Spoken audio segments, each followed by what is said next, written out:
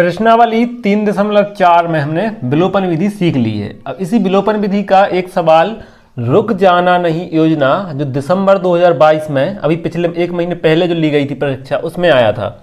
प्रश्न क्रमांक 20 पर दिया था इस सवाल की 8x + 5y = 9 और 3x + 2y = 4 को विलोपन विधि से हल कीजिए। अब जब अपन ने ये देखो ये वाला सवाल हमने 3.4 में सीखा ही नहीं है। आप पूरी 3.4 देख लो, उसमें विलोपन विधि में ये वाला सवाल कहीं दिया ही नहीं है, ऐसे समीकरण कहीं दिए भी नहीं है।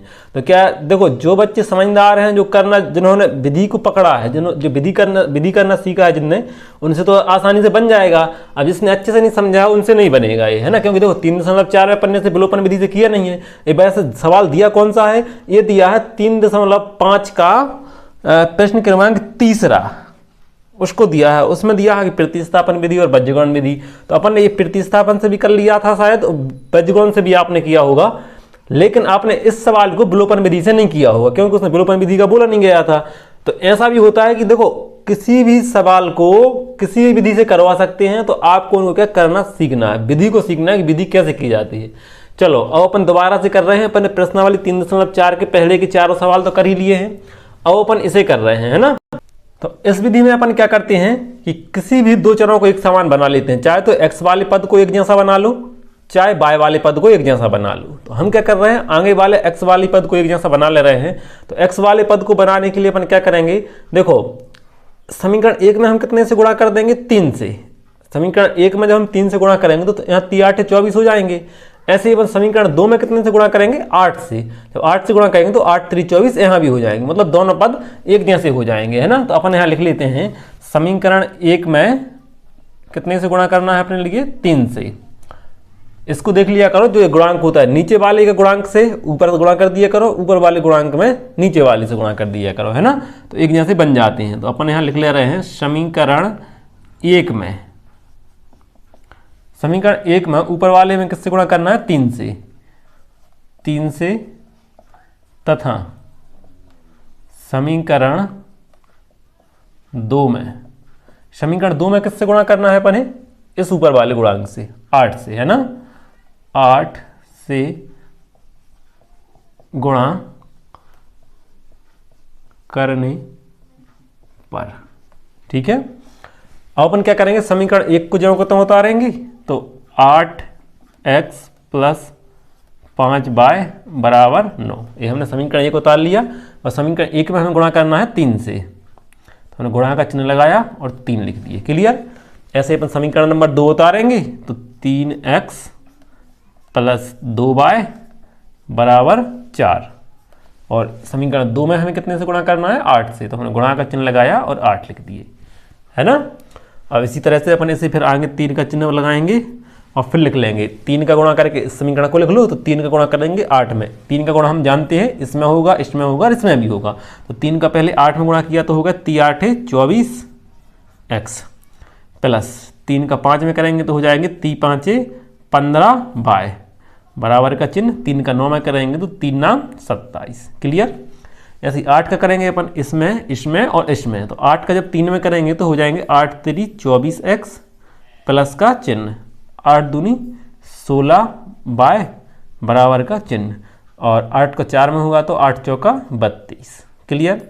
लाइन बना लेते हैं अपन और यहाँ लिख लेते हैं घटाने पर। क्या लिख लेते हैं, घटाने पर। समझ में आ रहा है ना। घटाने पर लिखते हैं तो यहाँ चिन्ह बदल देते हैं। 24 के आगे प्लस का है तो इसके नीचे अपन मान लिए माइनस का। 16 के आगे प्लस का है तो यहाँ मान लिया हमने माइनस का। 32 के आगे प्लस का है तो यहाँ कर दिया अपन ने माइनस, क्लियर। अब देखो इस 24 के आगे प्लस का है, इस 24 के आगे माइनस है, आसमान चिन्ह हो रहे हैं, कैंसिल हो गए।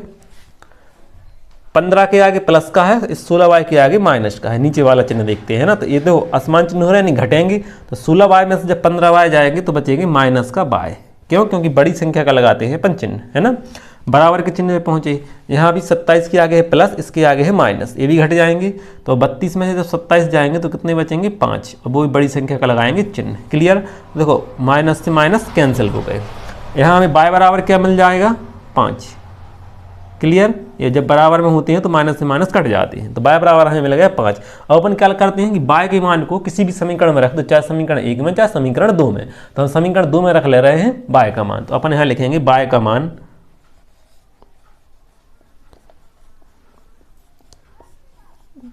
समीकरण कौन सी में रखना है, 2 में, समीकरण 2 में रखने पर।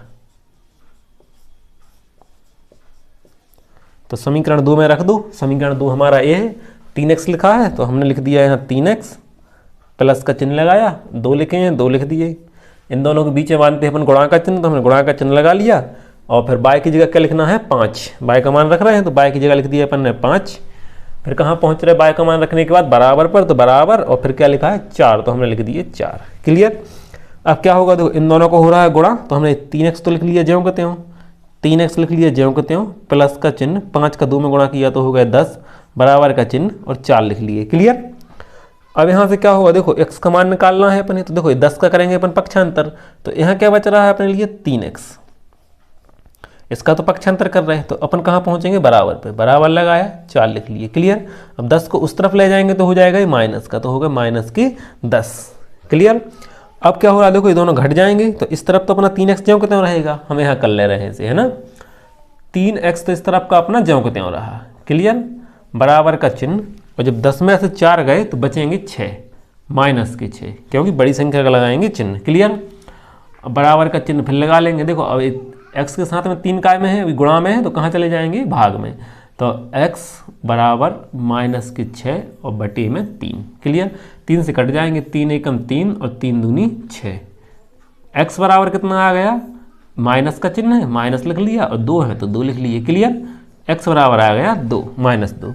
अपन लिख देंगे अतः डाल के, अतः x बराबर आ गया -2 और कॉमा y बराबर आ गया 5। क्लियर। ये अपना आंसर हो गया।